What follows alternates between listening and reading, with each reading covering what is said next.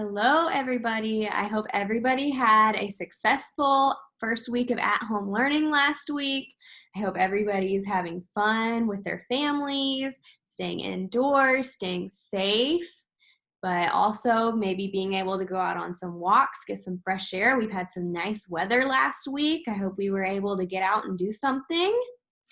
So I know we've been doing a lot of online, just reading our assignments, but this week we're going to be doing some new things. So we're going to do a little bit of video learning for right now. So we're going to start out with our first subject, just like if we were at school. The first thing we start with after our morning work, we start with our reading. So something new that we're going to talk about this week for our reading is our characters. If you can see that characters, it says it is the person or animal in the story. So the person or the animal that's in our story. So if we were reading maybe Goldilocks and the Three Bears, I can think of one person in that story, and I can think of three animals in that story. So let's think about our title. Goldilocks, that's one person. And three bears, three other animals. So there's one person and three animals in that story, and those would be our characters in the story. Goldilocks and the three bears would be our characters in that story. So we know our characters are the people or the animals in our story, but our setting, the setting is where or when the story takes place. So where or when. So in Goldilocks and the Three Bears, we know that Goldilocks goes into the bear's house, right? When she wants to eat their food and try out their beds. So that's where she is, in the Three Bears' house. So that would be the setting. Where she is. The Three Bears' house would be the setting. What if the setting is when? If I was going to tell a story and I was talking about a story that happened maybe in gym class last month is when gym was. So last month would be the when. Last month would be that setting. Maybe I said, oh, I had a sandwich for lunch today. And I had peanut butter and jelly sandwich, and it was pretty good, but then I dropped it on the floor, and I had to throw it away. That's my story. So the setting, remember, we said where or when. I didn't say where I ate my sandwich, but I said I ate it during lunchtime. So lunch would be the when. Lunch would be my setting. During lunchtime is when the story happened. So during lunchtime would be my setting. That's when the story happened. So now let's take a look at a story that we haven't read before.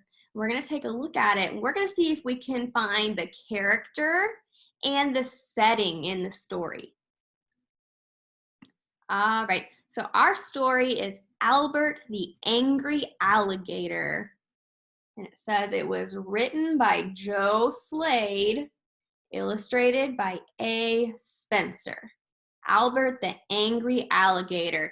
Remember, we want to take our sneak peek when we're looking at our story. So here's our front cover. Here's our sneak peek. So let's see. Let's look at the picture. I see some water. I see an alligator. It says Albert the Angry Alligator. So maybe this is Albert. He doesn't look very happy.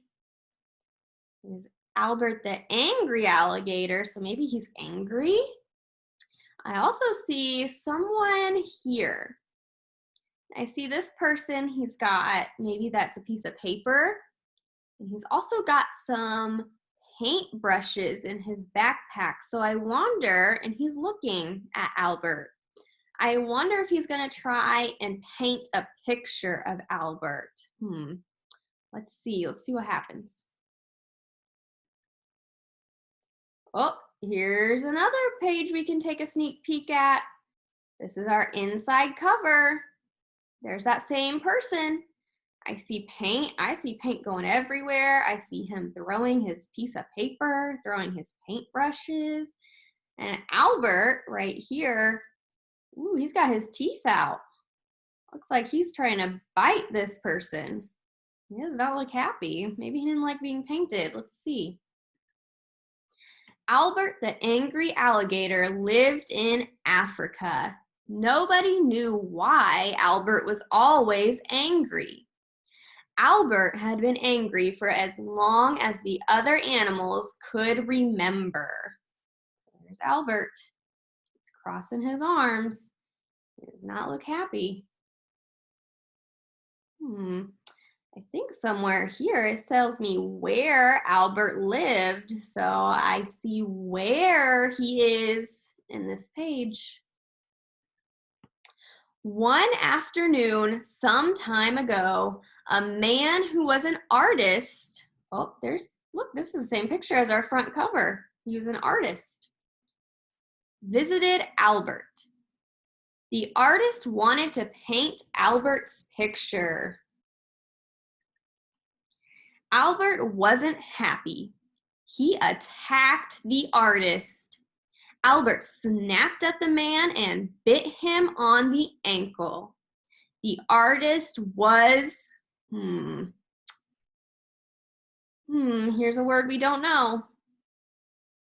We're going to have to use our strategies, use our skills to help us figure it out. Let's see, Albert, the artist was, I know A makes so let's sound it out. Azid. The artist was a mazid. Now that must be it. I don't know, that word doesn't make sense, but that must be it. He was absolutely astonished.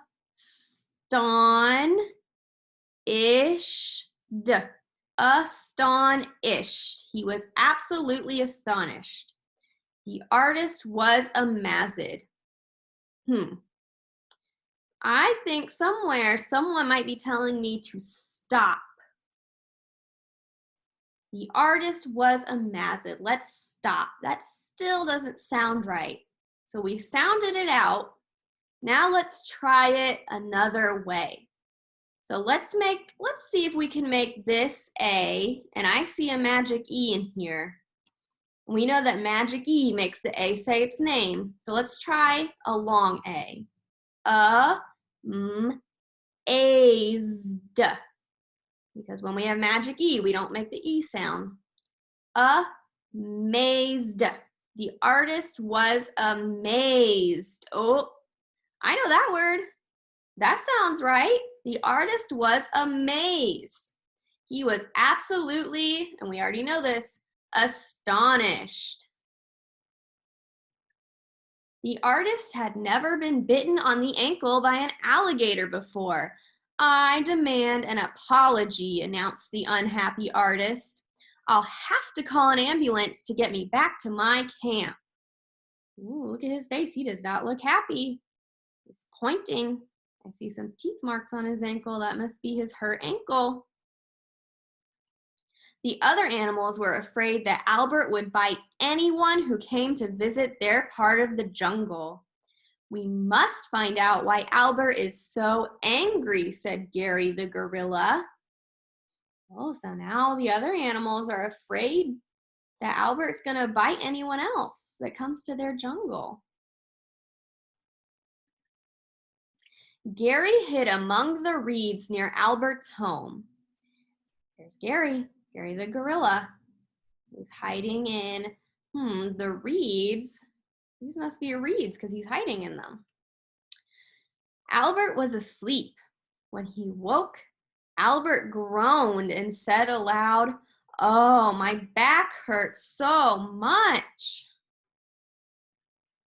Gary ran back to the other animals. I know why Albert is so angry, said Gary. He has a bad back. If we can help his back get better, he won't be angry anymore. I have a plan. The next day, the animals gathered at Albert's home. "What do you want?" Albert angrily asked the animals. "We can help. Do what I say, and you will no longer have a bad back," said Gary. Gary climbed up into the tree. The other animals lifted Albert so that Gary could grab his tail. Gary pulled Albert's tail one way. The animals pulled Albert's head the other way. Suddenly, Albert's back popped. "Oh, that's better already," said Albert. Thank you," said Albert. "I no longer have a bad back." Gary whispered something to Anna the antelope, and she immediately ran away through the jungle. Albert was very happy and didn't want the animals to leave. He had spent 2 hours chatting with them when Anna arrived back with the artist. Ooh, so now he's happy. Albert's happy once his back got better. So now they're getting the artist. I wonder what's going to happen. I wonder if Albert's going to try and bite him again. He's not angry anymore. Let's see. "I hear you are no longer angry," said the artist. "Can I paint your picture now?" Albert agreed that he would like the artist to paint his picture. He was happy to be the center of attention. The artist's painting of Albert can now be seen in a big art museum in Paris, France. The title under the picture says, "Albert the Happy Alligator." The end. All right, the end. So let's see, Albert was the angry alligator. At the end, Albert was the happy alligator. So let's try and think of the characters in that story and the setting. We said the characters are the people or the animals in the story, and the setting is where or when the story takes place. So on that very first page, it says that Albert lived in Africa, and Africa is a place. And the animals in that story said they lived in the jungle. The jungle is a place. So there could be two settings. We could either say Africa, that's a where, or the jungle, that's also where. Now we have a few characters in this story. So let's see. I can think of one main one. I'm not going to say who it is. It's one person that gets talked about a lot in this story. It's not a person, it's an animal. So you think about who the main character is in the story. I can think of another character that helps. Gary the gorilla, he's another character. I can think of the artist. And I can think of the animals. They don't tell us all their names, they just say the animals. So 3 of them are Gary the gorilla, the artist, and the animals, and you're gonna think about who that main character is, who's the story mostly about, who's in that story a lot. So when you're doing your assignment for reading, you're gonna draw me a picture of who the main character is. Remember, that's the character that we didn't say their name. You're gonna think about it. And you're gonna draw me a picture of the setting. We said the setting can either be Africa or it can be the jungle. Think about those pictures we saw. What did the pictures look like where Albert lived? You're gonna draw a picture of the main character and the setting, and you're gonna take a picture. You're gonna upload it to have mom or dad upload it to Dojo or email it to me or something like that. That's how you're gonna turn it in. All right, so just like in class, we're gonna work on our phonics. Remember, we've been reviewing those vowel teams. Now we've talked about this a little bit in class, so let's review it and see if we can remember our long I teams. Remember, we said when we have long I, we have IE, we have our IE words, our IGH words, and our I with a magic E words. Remember, we said they all make I, even this tricky one in the middle, IGH. They all make long I, the I sound. So let's Let's put some letters in here and see if we can make some words. Let's look at this first one. I put a letter in front of IE. Now it says P. We know IE, that makes the I sound. P, I, pie. Now IE makes that long I sound. P, I. Now let's look at this middle one. We know we said that tricky IGH, that still makes the long I sound. It makes I just put an H in front of it. So let's see, we know that IGH makes I. We don't say the G or the H sound, we just say I. H, I, high. I went high on the swing, or I went high on the ladder, high. So now we add a T. I added a T on the end. Let's make this a little trickier. We still know that IGH, that only makes the I sound. We said H, I. Now we have to add T. H, height, height, height. I got some height on the swing. My height is 4 feet. Height. The doctor measured my height. All right, let's look at this very last one. We have our I and a magic E, and I added 2 letters. I added one at the beginning and one in the middle. So we know that I with a magic E always makes this other vowel say its name. It's a long I. We don't say the E, we don't say the magic E sound. B-I-K, bike. I rode my bike today, bike. So all of these, the I-E, the I-G-H, and I with magic E, they all make that long I sound. We didn't say the E sound in any of these.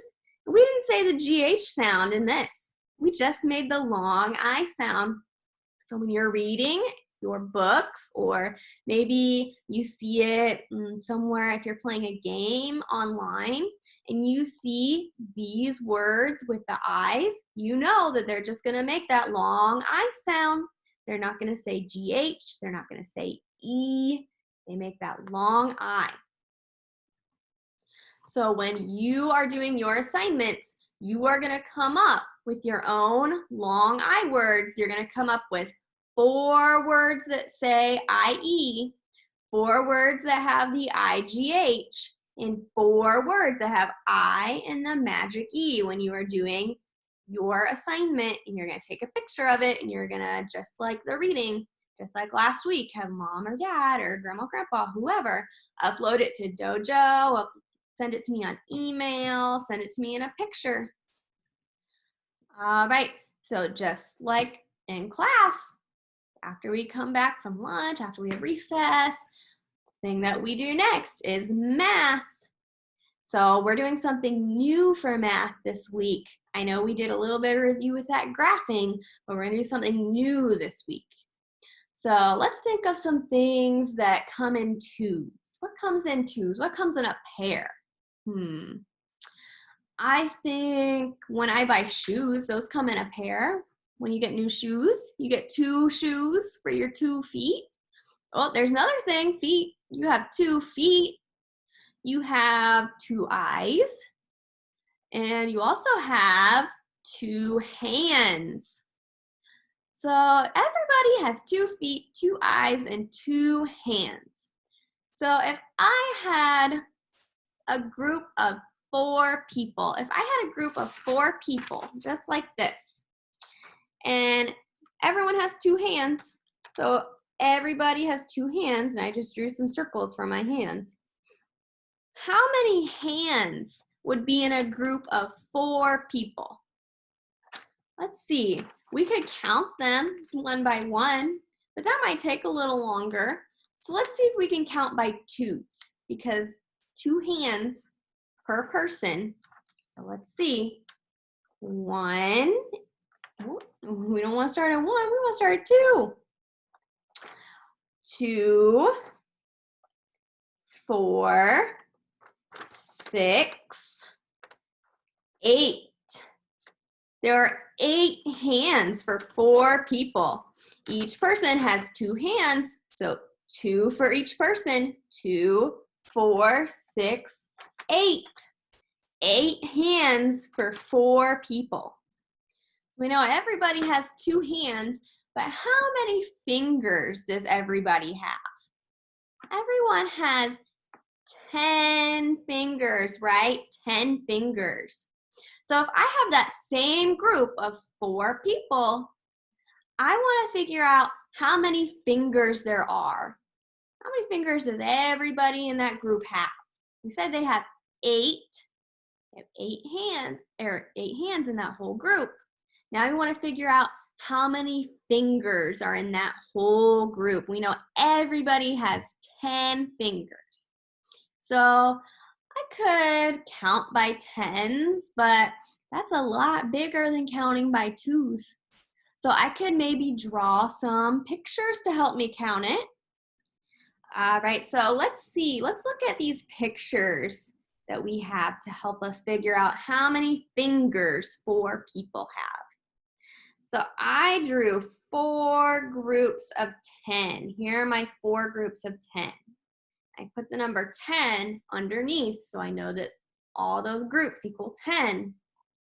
And I also put some plus signs because if we want to find out how many fingers 4 people have, we want to add all those fingers together. So each group of 10 is the fingers for one person. So we want to add all these groups together. So we have 10 plus 10 plus 10 plus 10. That's a lot of 10s to add. That's 4 numbers we're adding together. So let's see how we can add those. Let's look. So here I have 10 plus 10. That's 2 people because 10 fingers for each person. 10 fingers for one person, 10 fingers for the second person. This is the amount of fingers for 2 people. 10 plus 10, remember 0 plus 0, that doesn't equal anything, that's just 0. 1 plus 1 is 2. I bring them both down, 20 fingers for 2 people. Now we need to find the amount of fingers for 2 more people, right? Because there were 4 people in our group.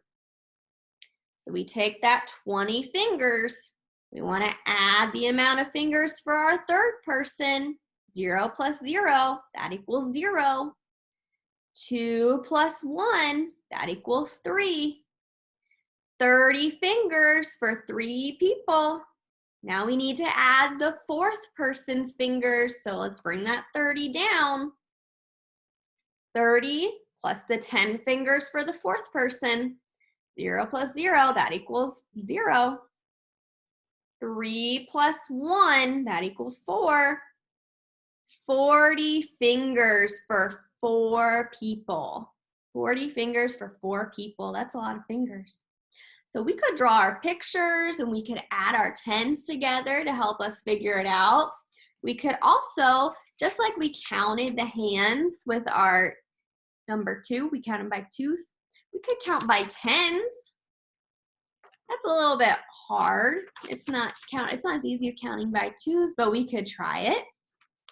Let's see. We have 5 fingers on each hand, 10 fingers for each person. So let's try and count by 10s. Each person is 10. 10, 20, 30, 40. 10, 20, 30, 40. And that's the same answer we got when we added. 40 fingers for each person in this group. Everyone has 10, 40 fingers for the whole group. So you decide what's easier for you, if you want to draw the pictures and add them, if you want to count the people, but you are going to count everyone in your house. You're going to count how many hands, and you're going to count how many fingers they have. Try not to count them individually. Don't count their fingers. Don't go 1, 2, 3, 4, because we didn't do that. We added and we counted by 10s. And they might not want you to grab their hand and count their fingers. They might not want you to do that. So you're going to try and count by 2s. And you're going to try and either add the numbers together or count by tens. Count all the fingers in your house. Count all the hands in your house. And remember, you need to add yourself in because you live in your house.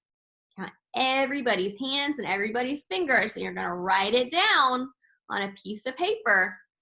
And you're going to have mom, dad, grandma, grandpa, whoever, take a picture of it and either send it to me on Dojo, send it to me on email, just like we turned everything in last week. All right, so those are your assignments for today. If you need any help, have mom, dad, grandma, grandpa, whoever, have them send me a message and we can figure it out, whatever you have problems with. All right, I hope you guys are having a great day. Remember, you have Monday and Friday where you can make up assignments and catch up. All right, I will see you guys tomorrow.